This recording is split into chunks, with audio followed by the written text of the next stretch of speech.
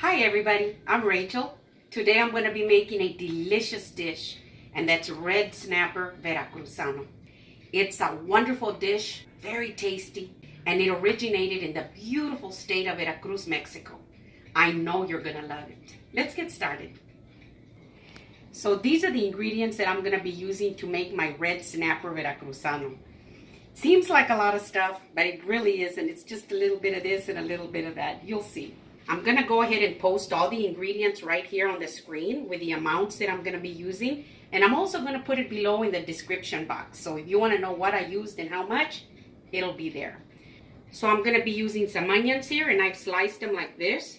But you can chop them, you can just cut them up any size that you want or any style. I've got some mini peppers here, 2 of them. A few slices of a jalapeno, black olives. I've got some yellow bell pepper here that I sliced. And I'm also going to use green, but I forgot to slice this one. Then I've got some green olives, some little green capers, and I've got a little bit of its juice in here.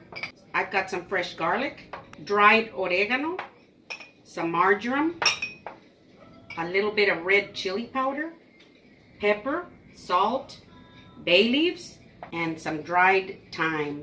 I'm also going to be using some tomatoes that I'm going to dice into small pieces, the juice of 1 lime, some olive oil, some of my homemade tomato sauce, a little bit of chicken broth, and 2 red snapper fillets. So these are the ingredients that I'm going to be using. Let's get started. So I'm going to slice my pepper like this.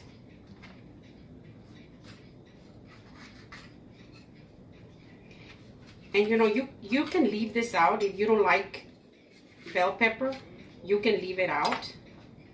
I like the taste, but you know what? This dish is prepared in so many different ways. Now, sometimes they don't add any bell peppers at all, and then some do. Now, I like the bell peppers in here, but I would rather have these than these. So I put half and half, you know. Now, if you like the yellow better than the green, then you can do all yellow. Or you can do all red if you'd rather have the red ones. You know, it really is just up to you. It's your dish.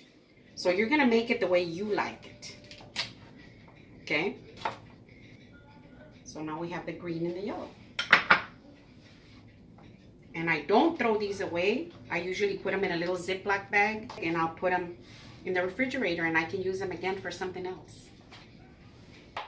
I'm dicing my tomatoes. A little small dice or medium dice is good.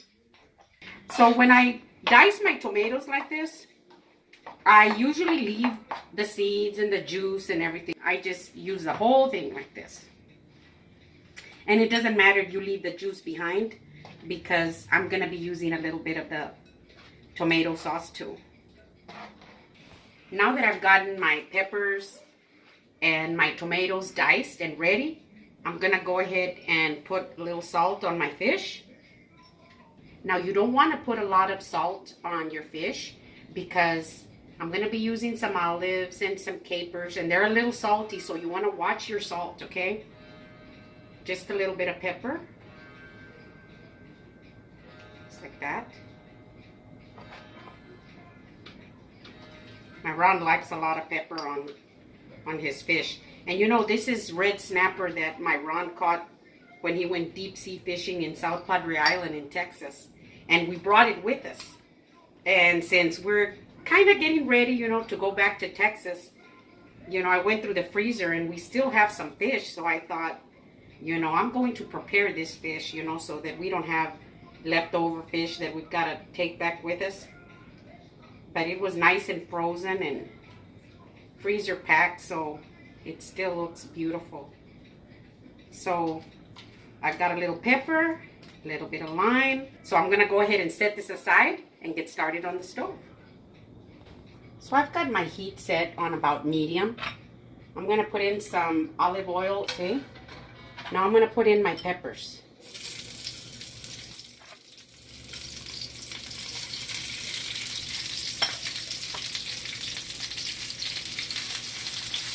And I'm just going to stir them around like this until they get nice and tender. I'm going to lower my heat a little bit because you don't want it to be super hot.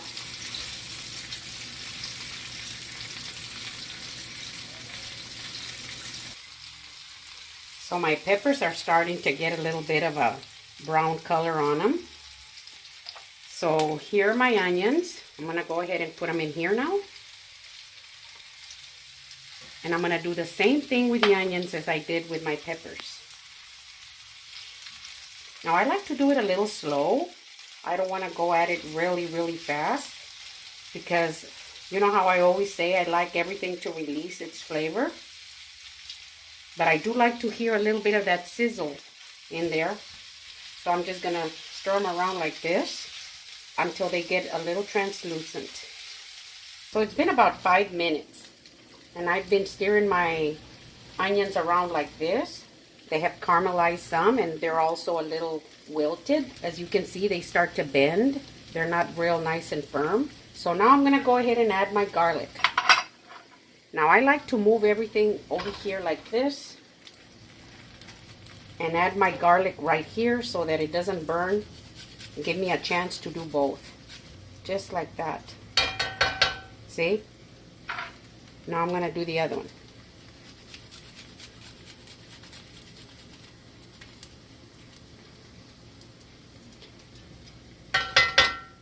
Okay, there they are. Don't want to lose all these little bits. See? Now I can spread them around. And I'm going to give them about 1 minute to release their flavor. You don't want to burn your garlic because then it'll get bitter on you. So you only want to leave them in there for about 1 minute. Just enough for them to release their flavor.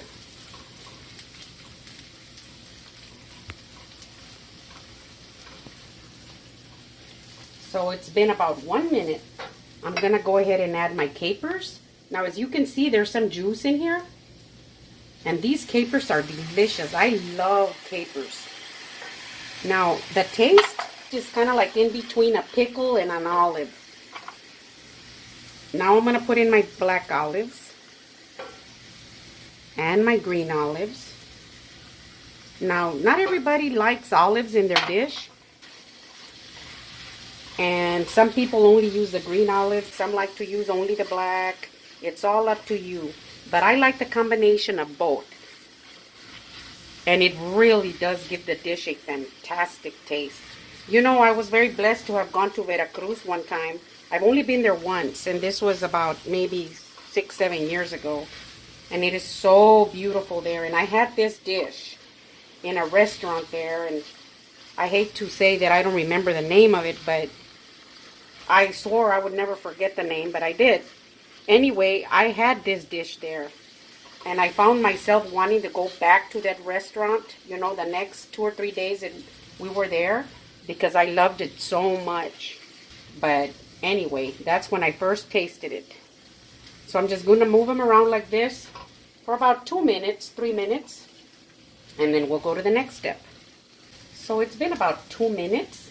I'm going to go ahead and add my dry oregano. My dried thyme. My 3 bay leaves. My marjoram. And my chili powder. I'm going to stir them around for about 1 minute so that they can really release their flavor into the olive oil before I add my next ingredient.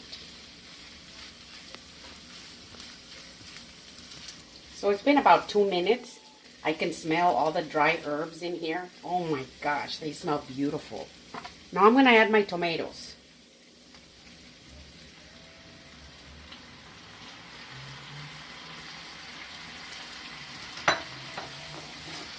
I'm going to bring everything in together.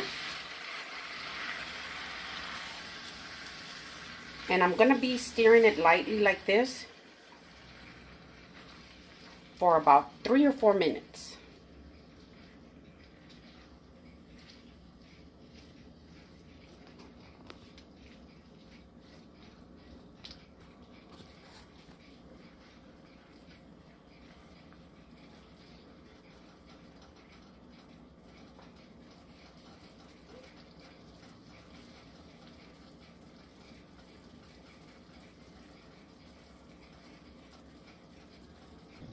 So it's been about 4 to 5 minutes. Now I'm gonna add some of my tomato sauce.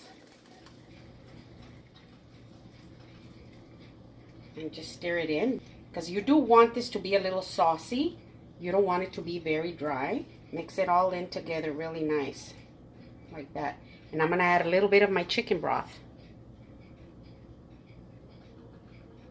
And you can just make it as saucy as you want. I'm gonna give it a nice stir and bring it all in together like this. I'm gonna add my jalapenos.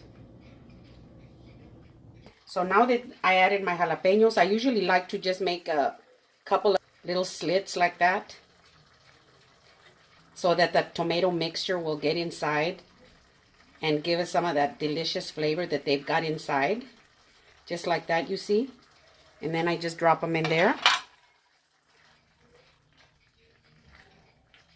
Bring it all in together. And this would be a good time for you to taste it and adjust your salt. And be careful with the salt. Don't overdo it, because remember that we still have to put our fish in, and our fish has some salt on it. Oh, that's delicious. But I'm going to add a little bit of salt, just a little bit like this, because our fish has salt on it, so we don't want to overdo it. And that's good. So I'll bring it all in together. I'm going to bring it down to a low simmer for about 4 or 5 minutes. It's been about 4 minutes. Look at how delicious this looks. Oh my gosh. So at this time, I'm going to go ahead and put in my fish. I'm going to try and move everything over to the side a little bit, just like that. And I'm going to put one of my red snapper fillets right there. And then I'll cover it like that, making a little room over here. And I'm going to put the second one. Just like that. And I'm going to cover them.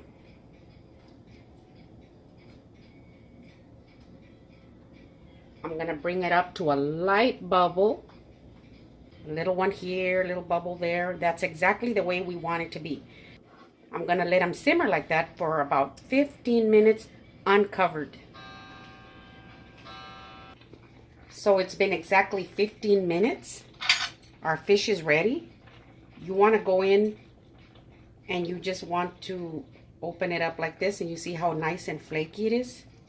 It's perfect. You never want to overcook your fish, because it'll get really tough on you. So I'm going to go ahead and remove it off the heat, and we're ready to serve. Oh my gosh, look at how delicious this looks. Just so perfect. Look at that. See? I'm going to go ahead and serve it now. Now I like to put some of this delicious salsa in the bottom like this,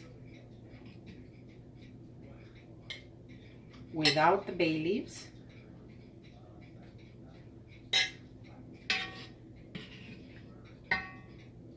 See, you want to put some in the bottom. Like that.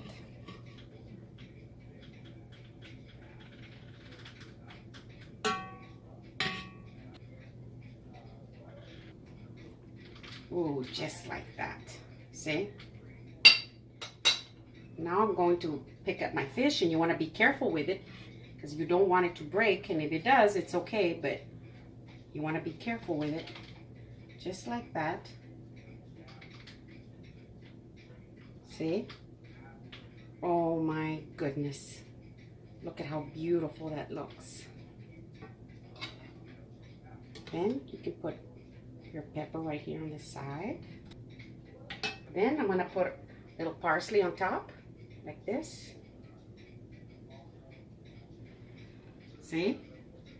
And I'm going to squeeze a little bit of the lime juice. And here we are. So since it's very, very hot, I'm going to go ahead and take a couple of pictures for the thumbnail, and then I'll come right back for the taste test. I'm done with my thumbnail pictures, and I can't wait to get into it. It just looks so delicious. So now for the taste test. Oh, look at that. Mmm.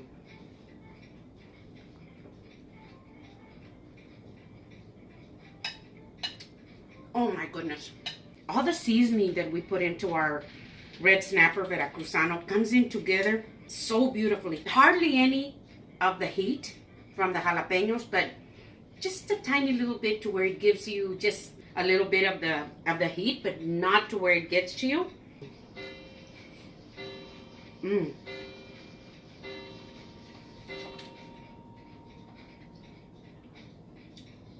Seeing this little pepper? Mm-hmm. They are sweet. Kind of like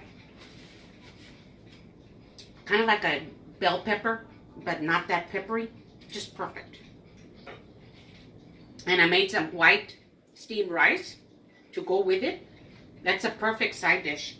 Traditionally, in Mexico, they have little potatoes with it. I wanted some rice, but you can put whatever you want in it. See? And then together.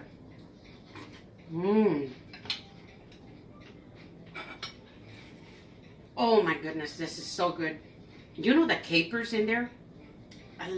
They've got just a little bit of that zesty taste in there. Just a little zesty, pickly, olive-like taste in there.